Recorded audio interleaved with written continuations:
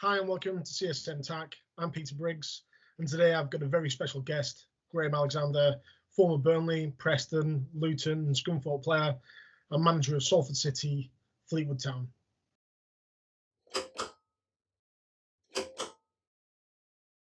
So today's guest is Graham Alexander. Worked with Graham when he was at Salford City. I did some work with the academy down there.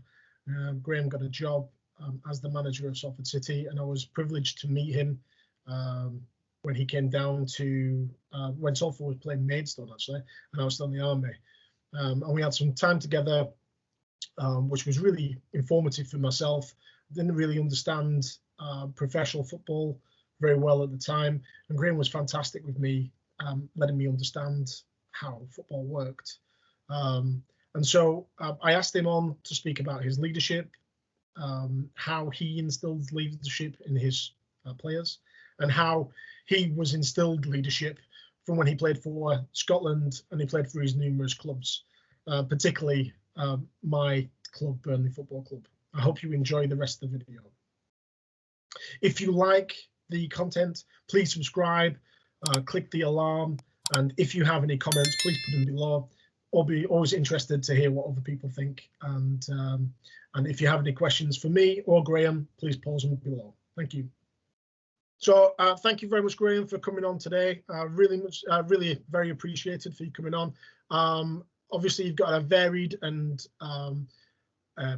multicultural past, and I just wanted to say, thank you very much for spending your time with me today. Could you just explain your leadership history and some of your highlights, please? Yeah, I think thanks for having me on, by the way, and appreciate it. But it's I think it's something that came naturally with. It wasn't something I purposely looked for, chased. I think it evolved naturally, my sort of leadership ability. I think I remember being a kid and playing for my my team, my Sunday team, for 7 years, from 9 to 16, and being asked to be the captain a couple of times, and me always saying, no, I don't want it. I just want to be a part of the team. I just wanted to be under the radar, part of the team, and get on with it. And it just, as I got older, I think it first came into my sort of mind when I was probably just at my late 20s. I felt I had enough experience, underneath in my mind. I felt I had the respect of my teammates and the people in the game and the people I work with. I can remember I actually asked the manager at the time at Preston, David Moyes, to consider me as a captain going forward. Not to say give me it, but I wanted him to consider me for it, because the current captain at the time was suspended a couple of times, and the armband always went to somebody else. And I was okay with that, because they had their qualities as well, and I wasn't saying I was any better than them, but I was never seemed to be even in the consideration. And it made me wonder why the manager at the time, what he saw in me as a 28, 29-year-old footballer with 500-600 games under his belt. How does he not consider me to be that? So I just went and spoke to him one day and said, look, next time it becomes available, I'd love you to consider me. I'm not going to spit my dummy out if I'm not, but I want to be in the thinking. I didn't get the armband the next time it was available. Probably 8 months later, when it did, he gave me the armband. It was only a one-off game, but I wanted to take on that responsibility. And then, as my time at Preston, I became captain at both of them. Not straight away, but through being there and showing my abilities, I would expect, and the managers and the players trusting me. And then it sort of took into the coaching role, and then obviously management and going into that. And I think I just feel I know what football's about, and I've been in it since I was 9 years old. It's the only thing I really talk about or think about, outside of my personal life. And I've always, I think, responded to that sort of leadership from around me as a young player. coming through the game, I always looked up to those type of people. And I think there was probably something inside me that always wanted to be that person again for other people to look up to or possibly, learn from. And that's where it sort of evolved from, really. Because you know what, when I watched Burnley and you played in that side, I know you literally dragged Burnley through some games. I could see it. And I know you weren't even captain most of the times because Stephen Colwell was. Yeah. And I could see your influence.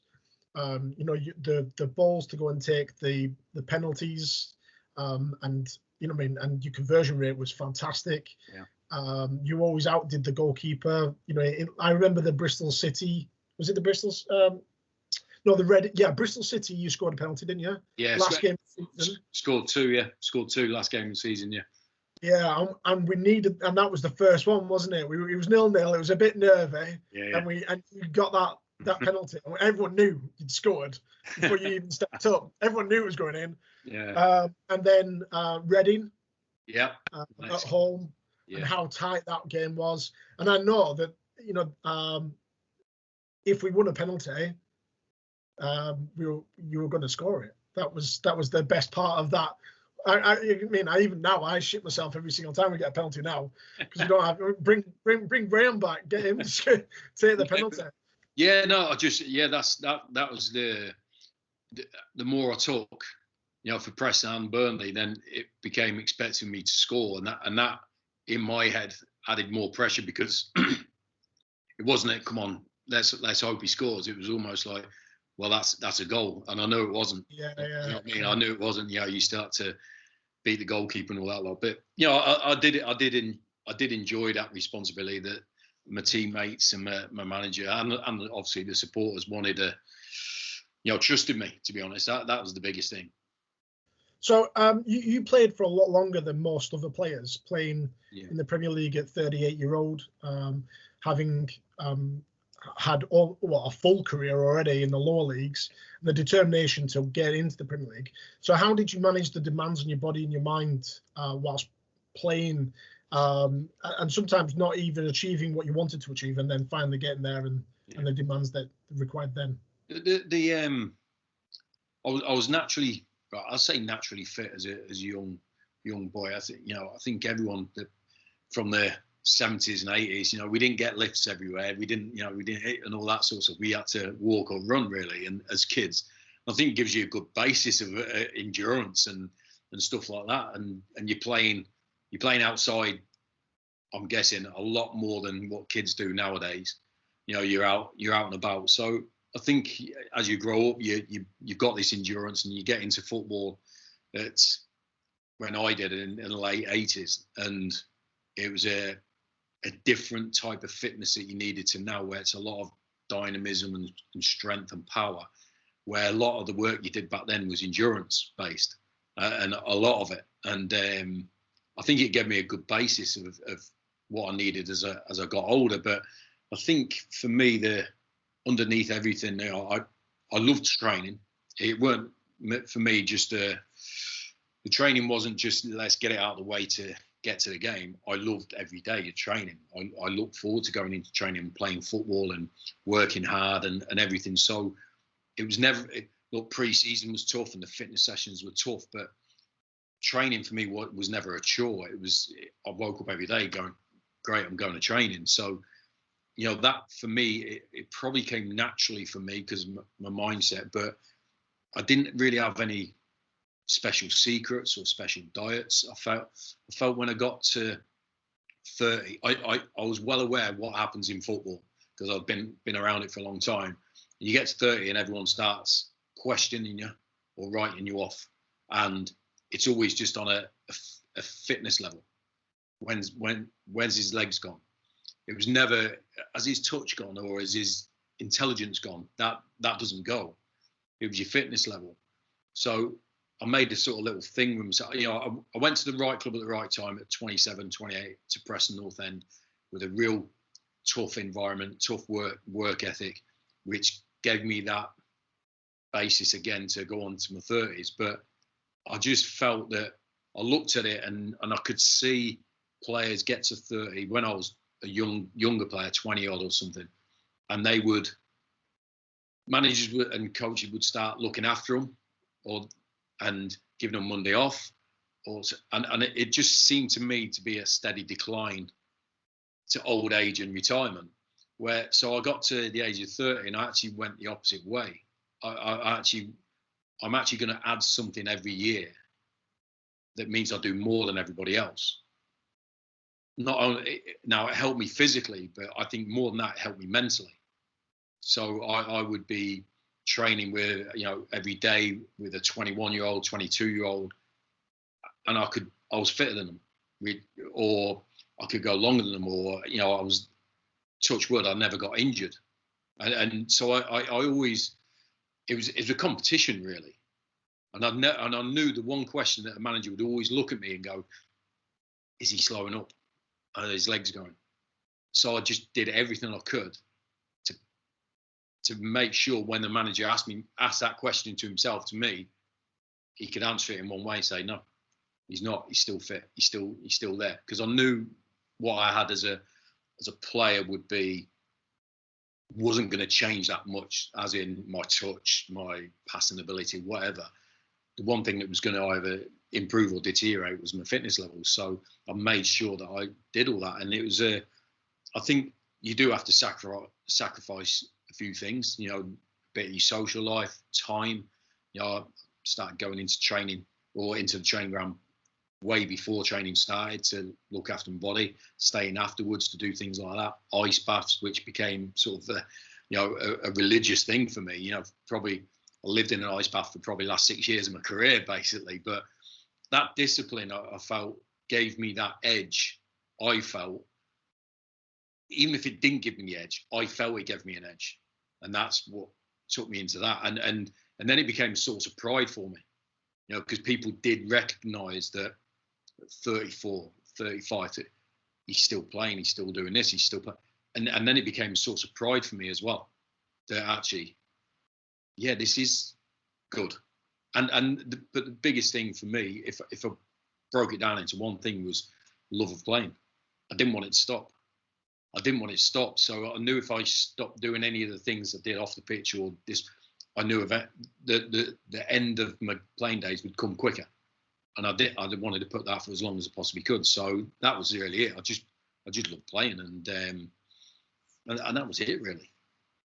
And so when you were, so you spoke there about a lot of the 28 and above, but what about your early days? How did you develop that winning ethos when you were a child and when a teenager, when you're breaking through into first teams, and who was influential?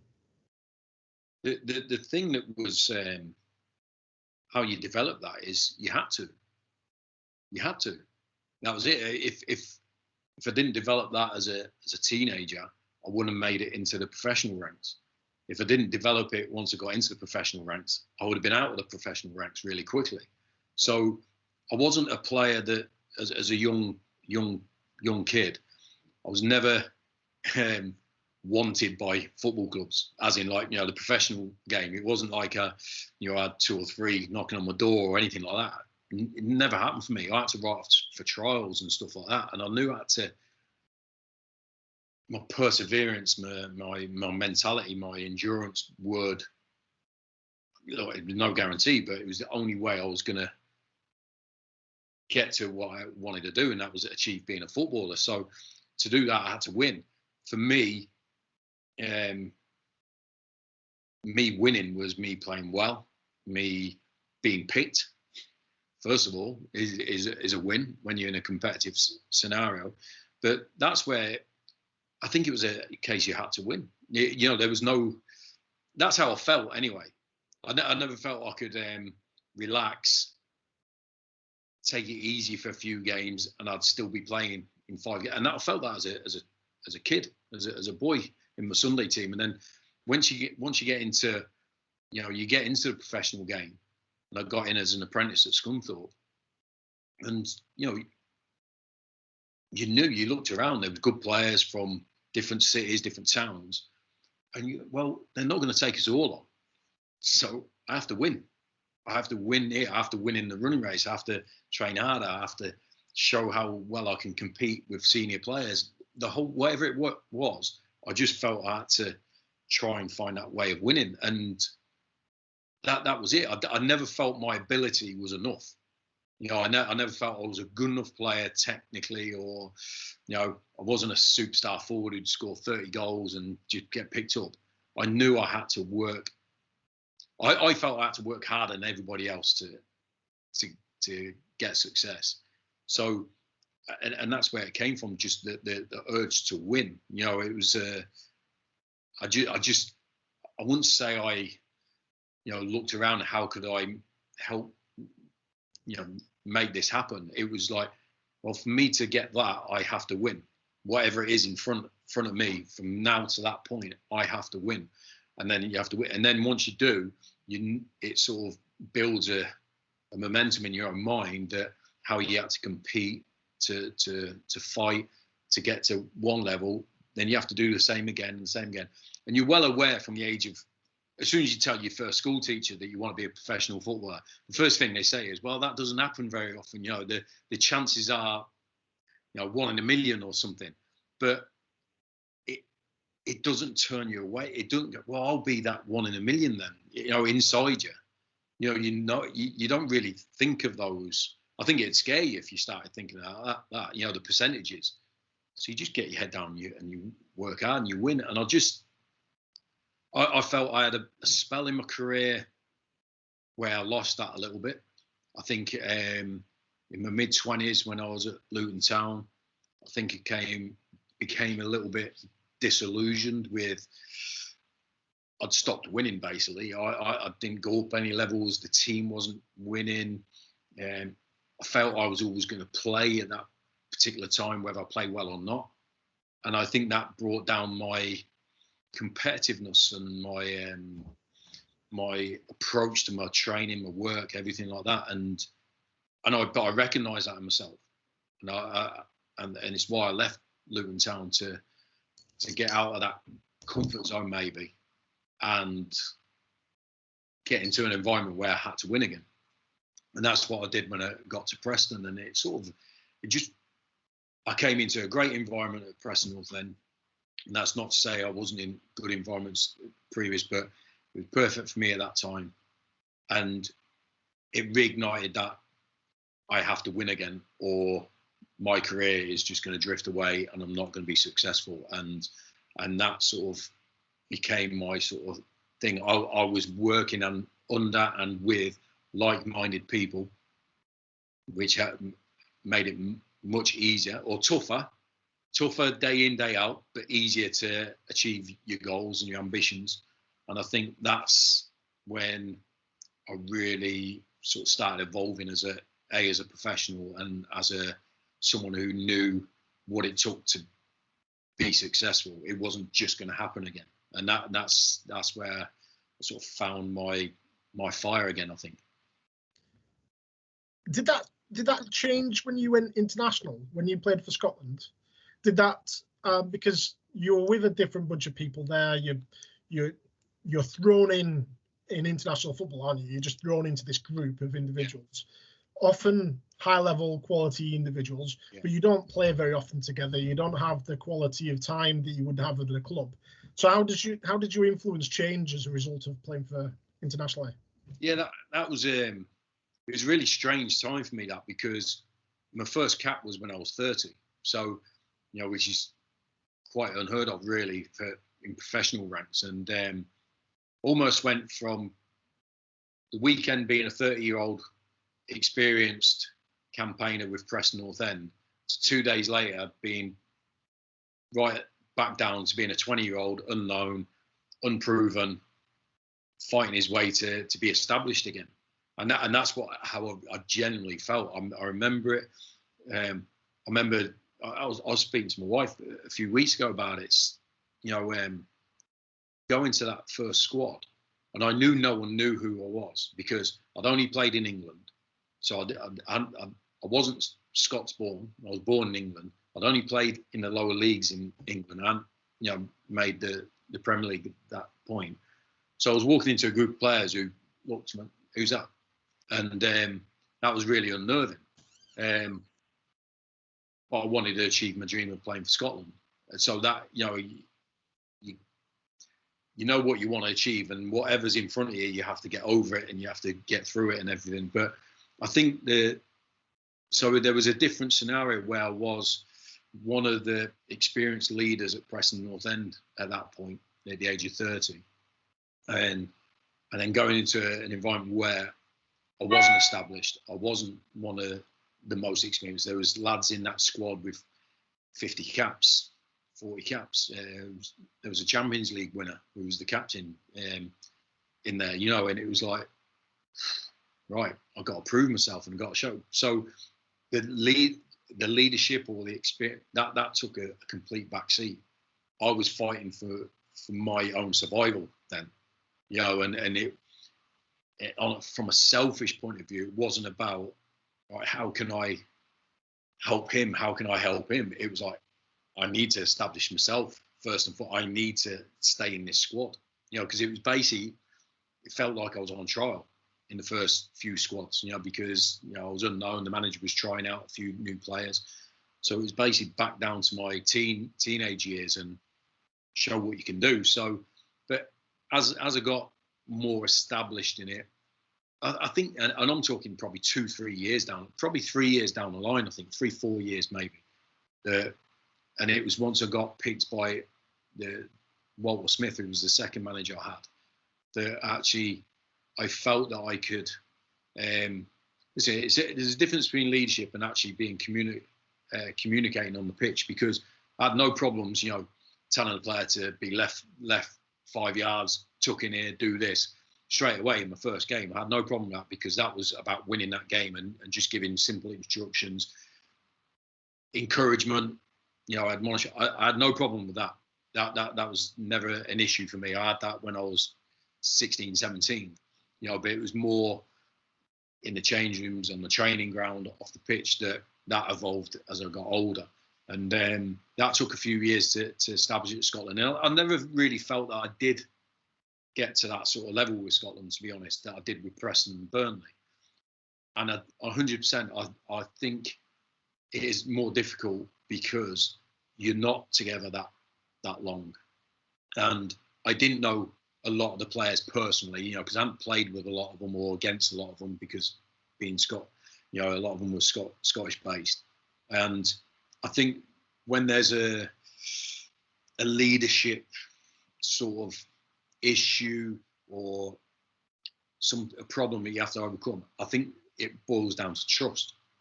100%, I think it boils down to trust, whether they trust you, whether you trust them. And what you're saying is coming from a point where they trust you enough to go, that's coming from a good place. And I don't know if I ever got to that point.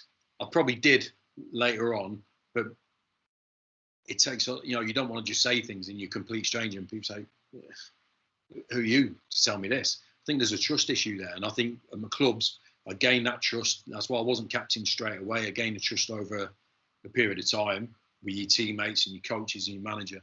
And then they hand that sort of responsibility to you or accept it coming from you. Whereas I think with the international one, it's much more difficult. And to be honest, it's probably, from my perspective, it wasn't as much needed because there was a load of captains and leaders in the squad anyway. You're looking at people like Barry Ferguson, Davy Weir, Stephen Presley, Christian Dan. These were all, Paul Lambert. These were all captains of their clubs, or loads. So there's only so many leaders you need. And even though it was good to have a group, like I say, in club football, I don't think the squad or that scenario needed me to add on to it. I think it was being led perfectly well by the captains and leaders that were already in there. So we'll move on to when you started becoming a manager. Yeah. Because there's a lot to unpack when you are the main man, aren't you, of the football club? Not just the captain, but the person that leads all the quality, the picking of the captain, the squad takes its lead from its manager. So you're then exerting a lot more influence over a lot more people. And I've got a couple of questions. And like, one of them's like the question between your family and family life balance, work life balance, and your social media interaction, and how that affects you and your family. Because sometimes you've got a lot of individuals on the internet that want to tear you down, or they want to say really nasty stuff. They bask in the idea that they can humiliate individuals, especially in the spotlight. And so, how did you sort of deal with that personally, and how did you shield your family from it? Dealing with it personally is very, very easy. I'm not on social media, so from that in, it's a decision that I made a long time ago. I remember when, and it probably started at the time actually playing for Scotland a little bit, where I didn't get the greatest press when I first started playing with Scotland, and it was tinging my actual time with Scotland for me personally. It was because I felt great pride in representing my country and playing for Scotland, and it was the biggest thing that had happened in my career. And I'd read the press after a game or something, and I was getting a hard time quite often. And sometimes I felt, listen, I was quite an honest guy, certainly at that age, where I knew if I played well or if I didn't, and I'd always have my, actually, yeah, I wasn't good. But even when I was, it was still a negative vibe. And so I made the decision, actually, I'm not going to read it, basically, because even if I know I've played well, I'm not going to read it. Even if we won, I'm not going to read it. I'm going to be my own judge, because the negatives far outweigh the positives from it. So I made a decision, actually, I don't really need it, because me being picked again next week by the manager, my teammates having respect and trust in me is enough for me. I don't need anything else after that, really. And when obviously social media has become a massive thing, and I can see how there's a lot of value in it for a lot of people, this, that, and the other. But my career, my job is around performance, and that's it. That's what I break it down to basics. Me, I don't, I know there's a media side, there's a profile side and stuff like that, but for me, underneath everything is performance.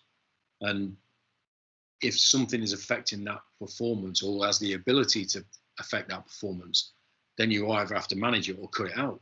Same as going out and drinking on a Friday night. If you've got a game next day, it's going to affect your performance. Don't do it. And I just felt with the press with Scotland, when I was playing for Scotland, could have made, I don't know, but it might have been affecting my performance at that time. So I just cut it out. And that's basically with social media. So going into management, and I think I get enough feedback from the owners that I've had, my coaches, the players when I speak to them. The league table gives you a great feedback as well, and where you are and every result. So for me, I didn't feel the need to go on it. And the biggest problem I've got is shielding my family from it, because my wife's on social media, my children are on social media, and without a doubt, when things happen in football, they are hit by it harder than what I am. I am hit by things that happen professionally, but personally, I can box things off, say this happened, analyse it, put it on a shelf, walk on to the next thing. That they just see their dad, their husband, getting attacked personally for whatever reasons. So I listen. I've advised them all: don't bother, don't go on, don't read it, don't, and 100% do not be telling it to me, whatever it is, even if it's positive. When we've won promotion, I've not gone, right, let's have a look at social media, see what everyone's saying, what a genius I am, or something like that. I don't. So there's a discipline. I think there's a discipline around it, that because it'd be easy just to go on and just read out the good ones, leave the negative ones. What I mean? But that would be false as well. So I think it's probably one of the biggest issues or hurdles that sportsmen and women, and not just football, every sport has to try and overcome or manage and keep a balance of everything, because, obviously I read papers now and then, and I'm aware of what goes on social media, as in the generalistic things, and a lot of negativity on everything. But the negativity is the only one that seems to get reported a lot as well, because I'm pretty certain there's a lot of positive stuff that goes on social media as well. But as in life, the negative minority or the vocal minority get the headlines, and I just feel that I'm quite I want to control my life, basically. I want to be an independent man who looks after his and his family and this, that, the other. And I know what makes me happy, and I know what keeps me content, and I know what I love doing. And if there's something that really, it might be a trend, or it might be everyone's doing, but it doesn't do anything for me, I don't get swept along and say, I must be doing it or watching it or anything. I know what I like in my life. I've got quite an open mind about what goes on, and but I know I want to be a success at football. I know I want to be a good husband and father. I don't really want to be the most popular person on Twitter or Facebook or Instagram and stuff. That doesn't hold anything for me. So that's where it is, and this is not a judgment on anyone else being on it, and I think it is a good platform for understanding what's going on in various different scenarios. But I think there's a control that you have to have as a person to not let it affect you in a negative way. And I think in football especially, and management, you're basically getting judged every 3 days anyway. Saturday, Tuesday. And even in a promotion winning season, there's games that you get beat. There's periods that you go through that's a trough. And I'm sure there's a lot of negativity in there, but it doesn't actually help. So take it away. Yeah. Thank you very much for sharing that, Graham. Just wanted to thank you very much for coming on. What I'll do is I'll just say a goodbye, and then do you want to mind if you just stay on for a couple more minutes? Yeah, sure. Afterwards, and then we'll just end the call. Yeah. So thank you very much, Graham, for coming on today. Really much appreciated. Any last words, Graham? No, just I think it's been great to speak about things. Sometimes when you're actually in the job and you're just working away and you think about the next result, you don't actually analyse everything that's you've done or your team's done and you've gone back. So when you get the opportunity to talk about these things, you actually understand the process you put in place. So I think it's quite a good learning tool. Just talk about your experiences and what you've done, and actually understand what you are as a person sometimes as well. So it's been great to talk to you, and listen, I hope everyone stays safe in these times. Thank you very much, Graham. Cheers. Thank you. Bye. Thanks very much. That's brilliant, Graham. You've given me loads of stuff there. That is amazing. Really, really good there. Some really good stuff. I love the reflection at the end. I love the training. I thought that was fantastic, actually. I thought, when you talk about new ways of working, everybody can learn from that. Yeah. Everyone should learn from it. Yeah. I absolutely love that. It was absolutely brilliant. Thank you so much. No, what I was going to ask is, could I take some of the stuff from the early part as well before we actually started? Do you mind? You like your Burnley experiences? Yeah, sure, mate. Is that okay? I don't want to use anything you're not comfortable with. No, I think I don't think anything was said. I love the stuff you were talking about, the penalty taking. Yeah. As a Burnley fan anyway, that was brilliant to hear you say that. So yeah.